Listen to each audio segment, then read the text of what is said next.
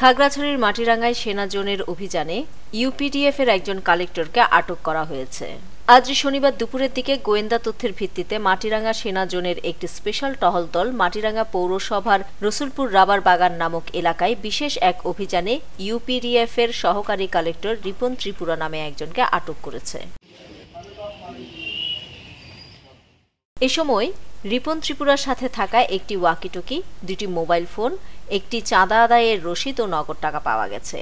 জানা গেছে, গোপন সংবাদের ভিত্তিতে ইউপিডিএফ এর সদস্যকে আটক করা হয়েছে। আটককৃতকে মাটিরাঙ্গা থানা পুলিশের কাছে হস্তান্তর করা হয়েছে।